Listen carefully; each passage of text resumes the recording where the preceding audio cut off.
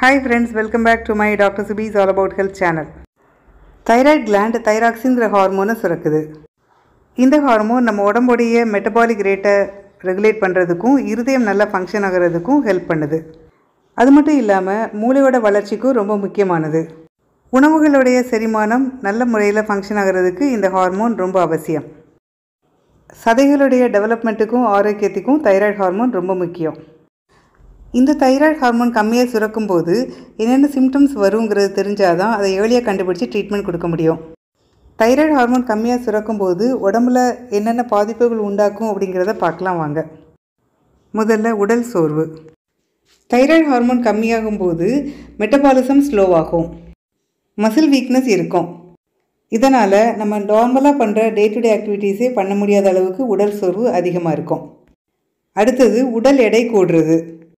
Thyroid hormone கம்மியாக சுரக்கும்போது காரணமே இல்லாமல் உடல் எடை கூட ஆரம்பிக்கும். மெட்டபாலிக் ரேட் குறையிறது தான் உடல் எடை கூடுறதுக்கு காரணம். தைராய்டு ஹார்மோன் கம்மியாக சுரக்கும்போது குளிர் தாங்க முடியாது. இது எதனாலன்னா தைராய்டு ஹார்மோன் கம்மியாகும்போது மெட்டபாலிக் ரேட் கம்மியாகும், அதனால் ஹீட் ப்ரொடக்ஷன் கம்மியாக இருக்கும். அதனால் குளிருக்கு ரொம்ப சென்சிட்டிவாக இருப்பாங்க. சாதாரண குளிரையே அவங்களால தாங்க முடியாது. முடி உதிர்றது அதிகமாக இருக்கும். தைராய்டு ஹார்மோன் கம்மியாகும்போது முடியோட டெவலப்மெண்ட் பாதிக்கப்படும். அதனால் முடி ரொம்ப தின்னாகவும் ட்ரையாகவும் இருக்கும். தைராய்டு ஹார்மோன் கம்மியாக சுரக்கும்போது தோல் ரொம்ப வறட்சியாக இருக்கும். மெட்டபாலிக் ரேட் கம்மியாக இருக்கும்போது ஹீட் ப்ரொடக்ஷன் கம்மியாக இருக்கும், அதனால் வியர்வையும் கம்மியாக இருக்கும். அதனால் தோல் வறட்சியாக இருக்கும். அது மட்டும் இல்லாமல் தோல் உரியவும் செய்யும். ஹைப்போதைராய்டிசமில் மூட் ஸ்விங்ஸும் டிப்ரெஷனும் இருக்கும்.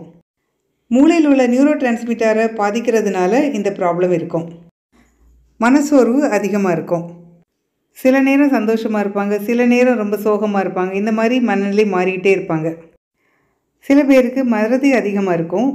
ஒரு வேலையில் ஃபோக்கஸ் பண்ணுறதுக்கும் கஷ்டப்படுவாங்க.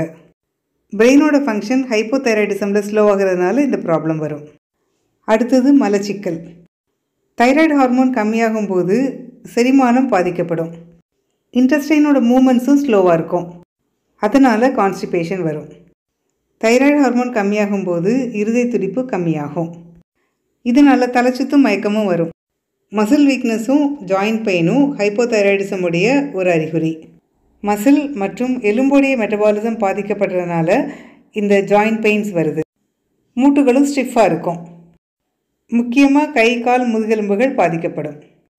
தைராய்டு ஹார்மோன் கம்மியாக சுரக்கிறத இரத்த பரிசோதனை மூலமாக கண்டுபிடிக்கலாம்.